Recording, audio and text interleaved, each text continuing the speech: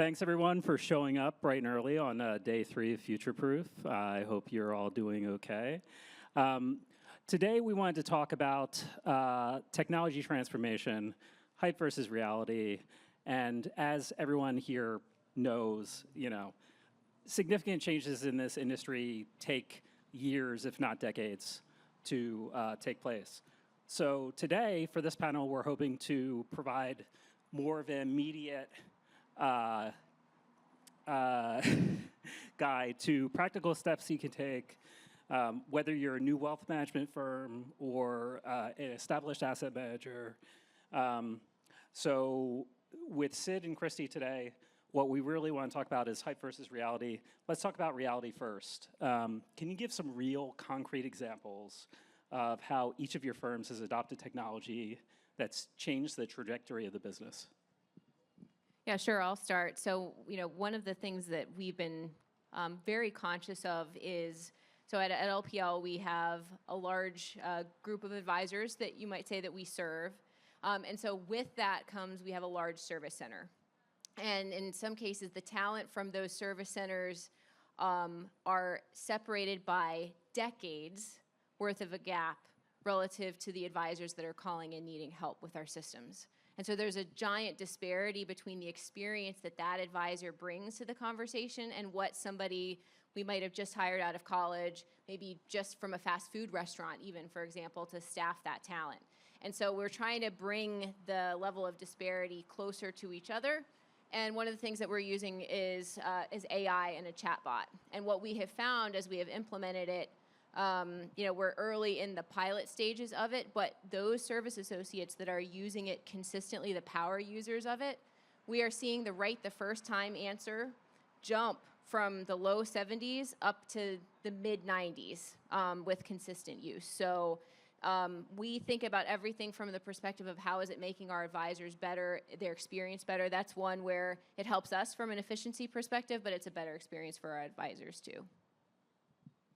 Sid? Sorry, I'm still recovering. They took my coffee away, so if someone could just give me a hit from the crowd. The question was, how are we using technology? Yeah, give a concrete example of how technology has transformed this So business. Christy and I had, first, we used to work together, so we're good friends, ex-colleagues. And we said, even before we get to technology, it's so important to start with, what's the problem you're trying to solve? So I'll give you an example of the opportunity we're trying to solve at Vanguard FAS and how we're using technology to address that. And you were there for part of the story, so, riff in. So the one thing that we've been trying to solve at Vanguard is we don't pay for distribution. So it's very difficult to get meetings. And you all know this is a relationship-based business. So when you have a business model where it is tough to get meetings, how do you grow a company? How do you grow your reach and client loyalty? So we have two parts of our tech strategy. The first is every meeting that a Vanguard financial advisor or wholesaler has with a client needs to feel like it hits 1 to 2 times harder than the competition. It's just more relevant. The second is, if your client base is pretty locked in, how do you double the number of wholesalers that want to check in with you on a weekly basis? So that's doubling reach. And so we've deployed technology that has allowed us to double reach over the last 3 years at the same level of cost, so it hasn't cost us to grow. And 10% of our wholesaler to financial advisor conversations are powered by like a next best action signal that has a 30% more likelihood to convert, because we're picking up what you guys are interested in the ecosystem, bringing it into CRM, and making it that much more timely and relevant. Does that make sense? Yeah. I guess the follow-up question to that is, how do you implement that? How did you get to that place? Should I go first and then? Yeah, sure. Yeah, so this is going to sound provocative, but you don't start with technology. You start with, what does great look like, right? And so in this example, we're a big believer in user stories. I said I wanted my wholesalers to have the most relevant phone call that a financial advisor would get that day. And they're like, what does that look like? And I said, we've got about 60,000 financial advisors that hit our website every day. How much of that information makes its way into a wholesaler's hands? Like, it doesn't. Our website does not speak to our wholesalers. It's like, good. I want them to have that information within 6 hours. You've got 6 months to do that. When you do that, you're challenging your tech team, your sales enablement team, and your data team to all work together because they're held accountable to a goal and a time period. You're not shopping the tech, you're shopping the outcome. And so the team has to come together within a finite budget and say, by Jan 1st, 2025, you will be able to do this for all your wholesalers. Yeah, so I'll say this is hype versus reality, right? The hype, when you think about technology and especially everything that's out there about AI right now, it's like, oh, it's a silver bullet, and it's going to replace my back office staff. And, oh, is it going to replace us? I think that's the hype. The reality is, and so we start, as we're thinking about technology, whether it's AI enabled or not, is more realistic expectations. So think about technology and AI in particular, it's an optimizer. So what are the things that you do already that are really important for your business, and how can you use technology to do them better or to do them faster? And it's not from this really lofty, how do we completely eliminate roles? It's how do we eliminate tasks, or how do we make tasks much more efficient? So one of our favorite examples right now, rebalancing a portfolio. With our old tool, it took 5 to 6 minutes to do. It takes seconds now. We haven't eliminated the task. We haven't eliminated the need for the human in the loop, but that realistic expectation of, hey, we're just trying to make the task more efficient to get time out of the system, I think has been another important lens, rather than trying to go for the Hail Mary of like, we're going to eliminate this entire thing or whatever. It's more realistic and incremental. Yeah, I second that. I think you'll read a lot about generative AI, and I think today there's a lot of sessions around it. Here's at least my belief, and I think Christy's in the same boat. There's no elimination of the human, not really, not the way we're thinking about it for this industry. This is a people-based business. In fact, here's the weird thing. For elder millennials, aging Gen Z, boomer population, as generative AI gets more and more prevalent, the premium for an authentic human relationship gets 10x more valuable. That's all of you, right?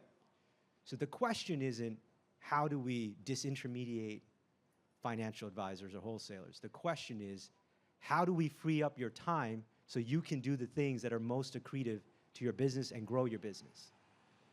And so part of my job with the CTO is, what's the box where it's low value, high human involvement, and how do we automate the crap out of that to free up time? So one version of that in marketing is, it's really hard to do prospecting.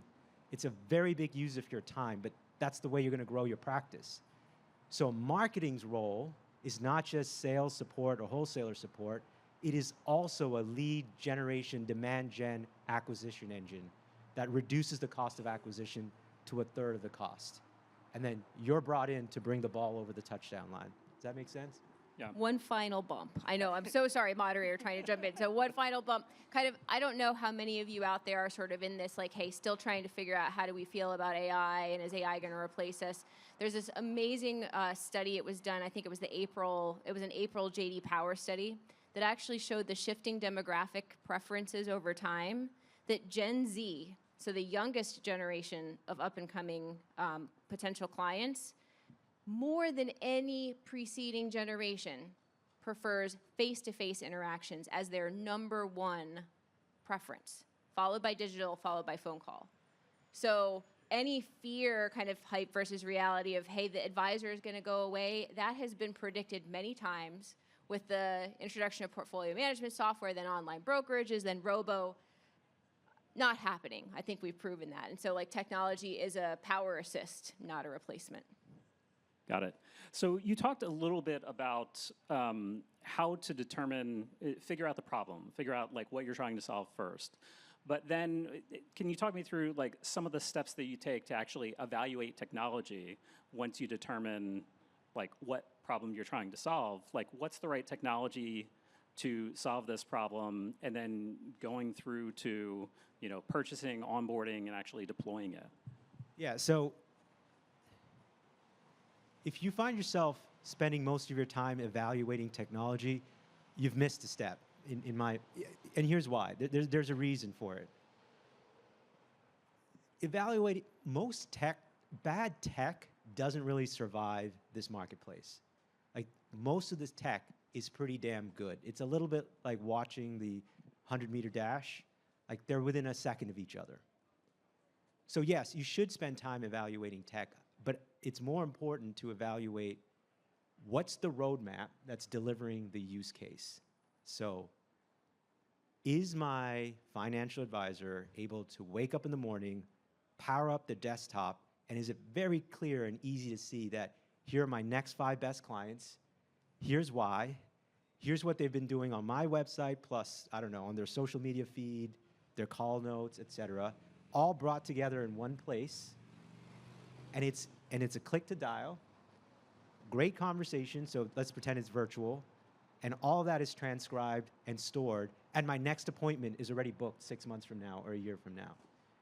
That's what you should be evaluating. Then you leave it on either your CTO or your CIO to say, that's what I'll deliver for you. If you're shopping tech, unless you're a CIO, you shouldn't be. You should just be shopping the outcome that you want for the budget you want in the timeline that you want. And if they can deliver that or show you a roadmap that they will, then you're good. If they have problems or don't ask you the right questions, then you shouldn't be buying that package. So a couple of other practical thoughts on that is make sure as you're evaluating technology that you're picking large enough problem spaces. There are point solutions that have proliferated the market, and what can very easily happen is you have a conglomeration of technology that is radically underused relative to what you're paying for it. So like Sid made this point really well at the beginning, being really clear on the problem you're trying to solve, but not getting too narrow in terms of the problem space, picking more flexible tools that will allow more applications. There's this, as a technologist, it's called the Standish study. It was done years ago, but it said that 80% of the features in any commonly delivered software application don't get used. 80%. And when you think about what is the cost that many of you are paying for all of this tech, that increases the more tech that's out there that you aren't using. Plus 1 times 10. It is very tempting to go out and like shop for tech separately. Like, what's the best CRM? And someone does a great CRM pitch. What's the best custody platform? And you're like picking and choosing. But unlike Lego blocks, they don't stack up. So they don't match. Most of the time when tech fails is because the integration doesn't quite come together. And so you're forcing your person to go from a really good CRM, download PDF or Excel, really good outbound, and that's not, it's so much better to have a lot of A- tech under one A+ ecosystem, and it works seamlessly. And that's important. I think the second place, instead of evaluating tech, you guys know people process technology, like PP&T, you might have heard it. The biggest challenge around technology and adoption is the process part.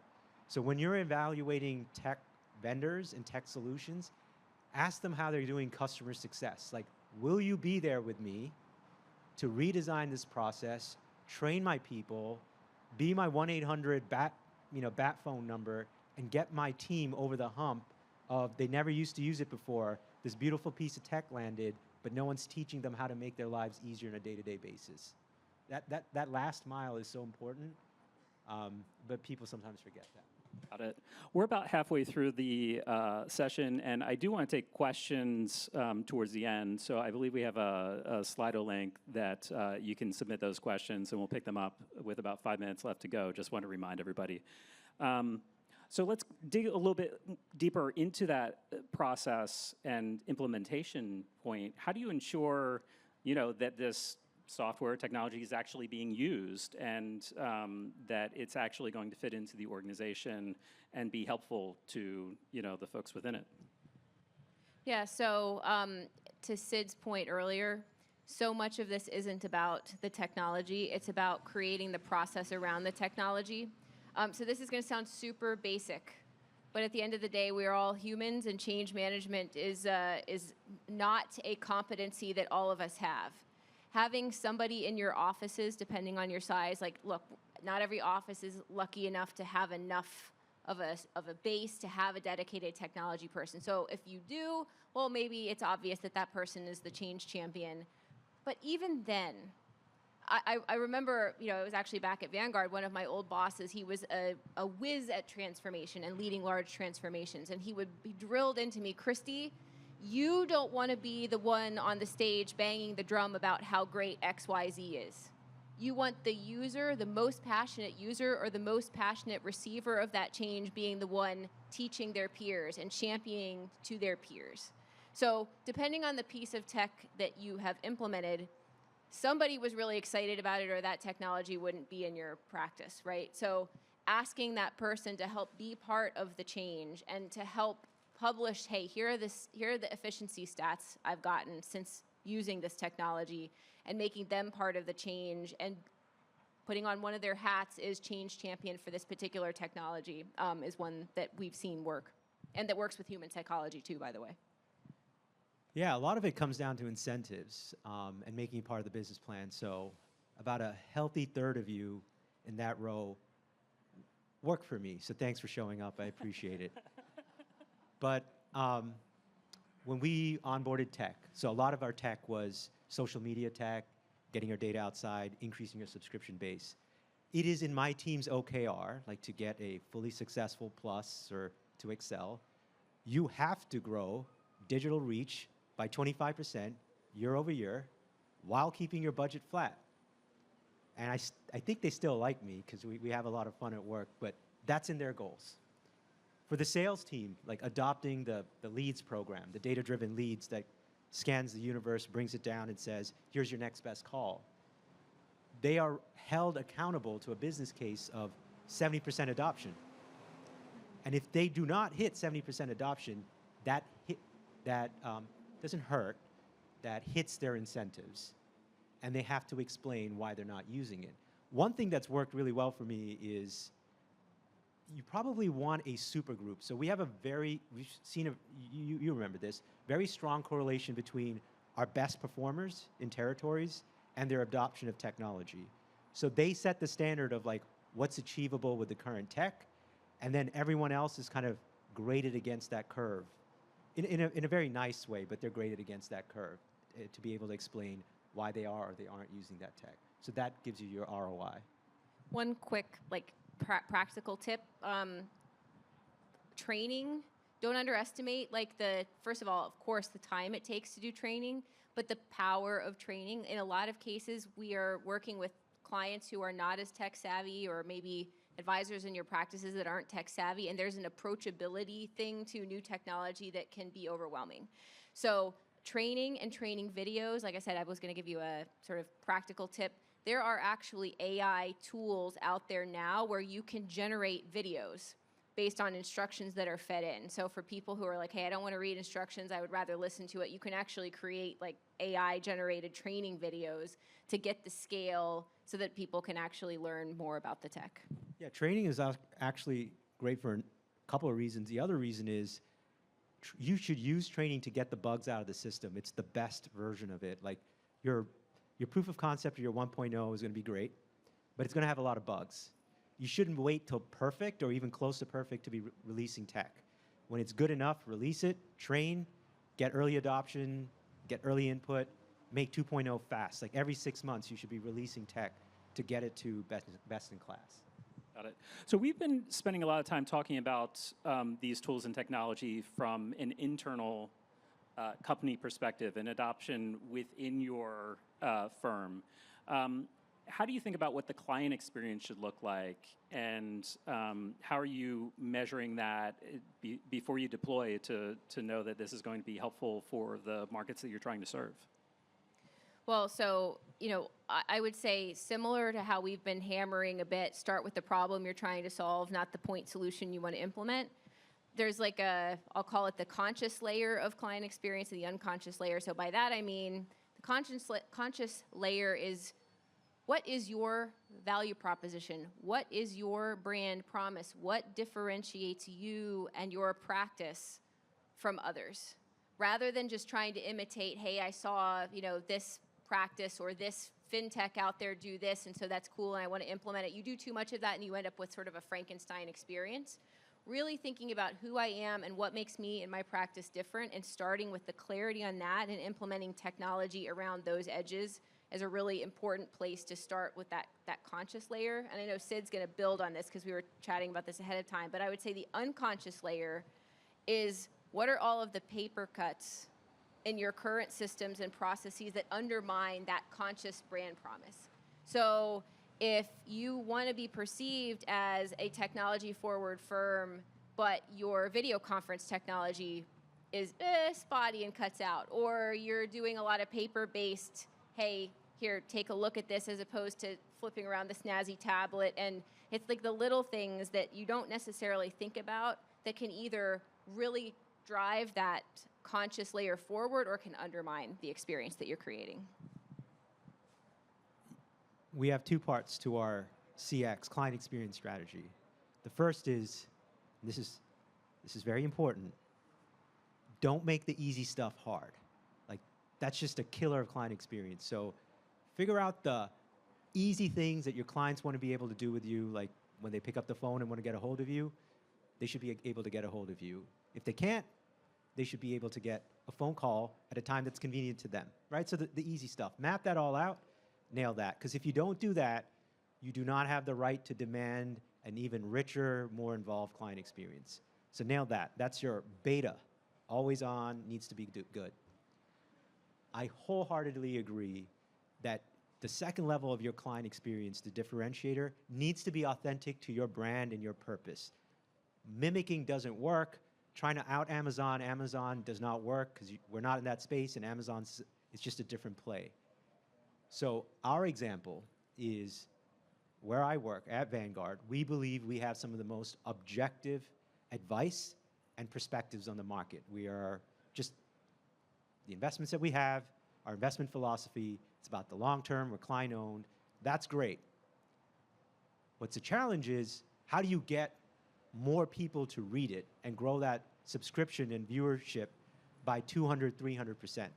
Because it's not good if you've just got a band of very loyal people and you're not growing your offer. So if we know that that's authentic to us, we need to think differently. And it's small things like this. At the bottom of our portfolio perspectives page, you're going to see a subscribe button.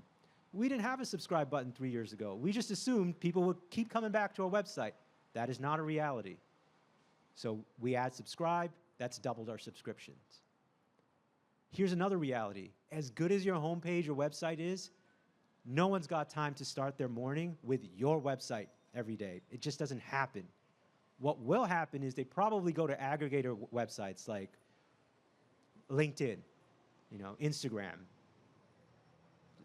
I won't go into the other social media platforms, it's too provocative, but say LinkedIn.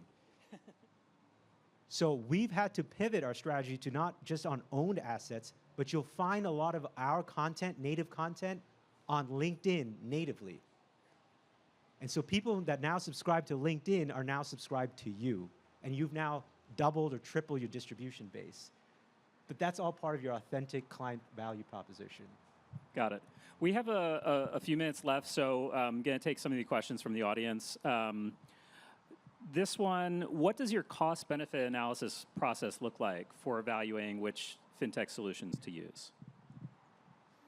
So I'm going to sound like a broken record. We do not do cost-benefit on fintech. We do cost-benefit on the business initiative. Part of the business initiative is a fintech requirement.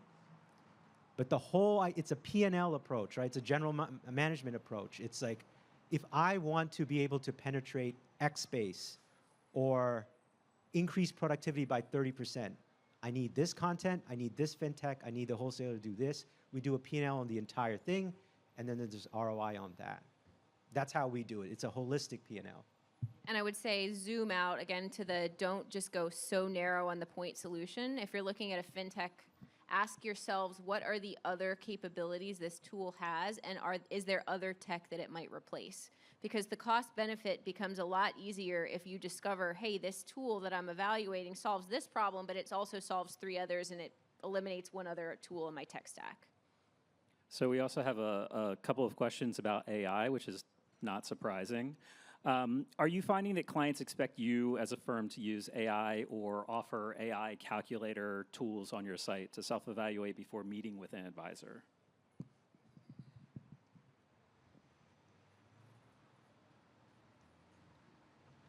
We're hearing a couple of things from clients, right? So I'm always careful about painting too broad a brush with AI because there are people who feel very differently about a couple of things.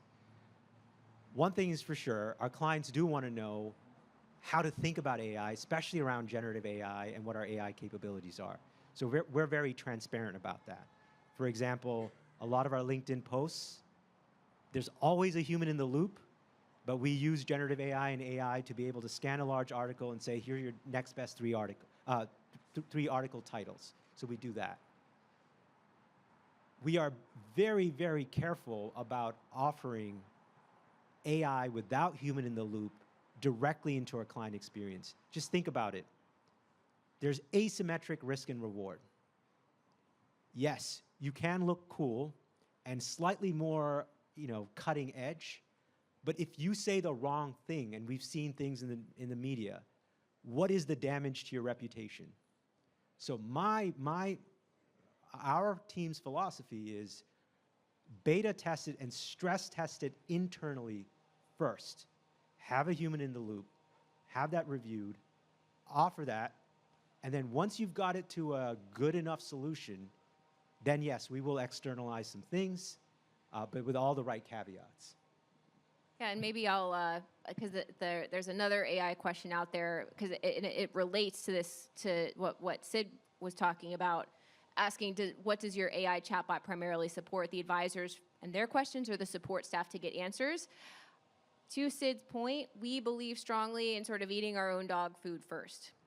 And so right now, the intention is, and the way we're using it is that we're training that model with our internal support staff because they have the lens of they're the human in the loop, essentially. Once it gets to a level of good that we are comfortable with and there are repeat questions and we are confident that the chatbot is going to give the advisors the answer in a way that improves their experience, meaning they don't have to call at all, as opposed to creating risk of the wrong answer, that's when we will turn the exact same technology that we're using to make ourselves better and turn it over to our advisors. But we're not going to sort of set AI loose without that oversight and like having used it ourselves first. Okay, well, thank you very much, Sid. Thank you, Christy. Thanks, everyone in the audience. We hope you walk away with some practical tips for implementing technology. Thanks. Thank you so much. One last time, give it up for the panel. Thank you. Really appreciate it. Thank you. Thank you so much. Thank you so much.